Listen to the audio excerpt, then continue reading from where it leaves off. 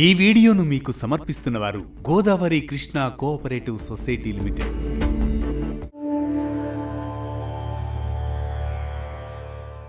హిందూ ధర్మంలో శంఖాన్ని చాలా పవిత్రమైనదిగా భావిస్తారు. శ్రీ మహావిష్ణువును శంఖు చక్ర గదా హస్తే అని కీర్తిస్తారు. కానీ శివుని పూజలో శంఖాన్ని ఉపయోగించడం నిషేధం. శంఖంతో శివుడికి నీటిని సమర్పించరు. దీని వెనుక ఒక పురాణ గాథ ఉంది.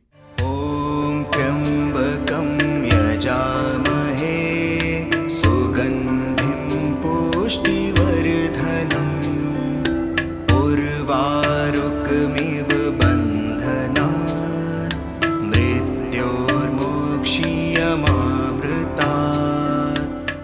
శివపురాణం ప్రకారం రాక్షసరాజు దంభుడికి పిల్లలు ఉండరు. సంతానం కలగాలనే కోరికతో ఆయన విష్ణువు కోసం ఘోరమైన తపస్సు చేస్తాడు. అతని తపస్సునకు సంతోషించిన విష్ణువు వరం కోరుకోమని అడుగుతాడు. దంభుడు చాలా శక్తివంతమైన కొడుకు కావాలని కోరుకుంటాడు. అతను అడిగినట్లే విష్ణువు వరాన్నిస్తాడు. దంభుడికి ఒక కుమారుడు జన్మించగా అతనికి శంఖచూడు అని పేరు పెడతారు. శంఖచూడు చిన్నవాడైనప్పటికీ బ్రహ్మదేవుణ్ణి ప్రసన్నం చేసుకోవడానికి తపస్సు చేస్తాడు. అతని తపస్సుకు సంతోషించిన బ్రహ్మదేవుడు వరం కోరుకోమంటాడు. శంఖచూడు దేవతల కంటే శక్తిమంతుడు కావాలని, దేవతలను ఓడించే శక్తి కావాలని కోరుతాడు. బ్రహ్మ శంఖచూడుడికి వరంతో పాటు శ్రీకృష్ణ కవచాన్ని కూడా ఇస్తాడు. దానిని ధరించడం ద్వారా శంఖచూడు 3 లోకాలను జయిస్తాడు. ధర్మధ్వజుని కుమార్తె తులసిని వివాహం చేసుకోవడానికి కూడా బ్రహ్మదేవుడే అనుమతిస్తాడు. వరం కారణంగా శంఖచూడి దురాగతాలకు లెక్కే లేకుండా పోతుంది. దీంతో విసిగిపోయిన దేవతలు విష్ణువును వేడుకుంటారు. శంఖచూడి దురాగతాలను విష్ణువు ఎదుట మొరపెట్టుకుంటారు. విష్ణువు స్వయంగా శంఖచూడికి అప్పటికే ఒక వరమిచ్చి ఉండడం వల్ల ఈ సమస్యను తీర్చవలసిందిగా శివుణ్ణి ప్రార్థిస్తారు.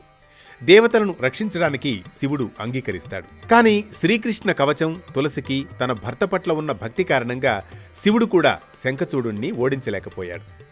అప్పుడు విష్ణువు బ్రాహ్మణ రూపాన్ని ధరించి శంఖచూడు నుంచి శ్రీకృష్ణ కవచాన్ని దానంగా తీసుకుంటాడు. దీని తర్వాత విష్ణువు స్వయంగా శంఖచూడి రూపాన్ని ధరించి శంఖచూడి భార్య తులసి పవిత్రతను విచ్ఛిన్నం చేస్తాడు. ఆ తర్వాత శివుడు తన త్రిశూలంతో శంఖచూడుణ్ణి సంహరిస్తాడు. అతని ఎముకల నుండి ఒక శంఖం బయటపడింది.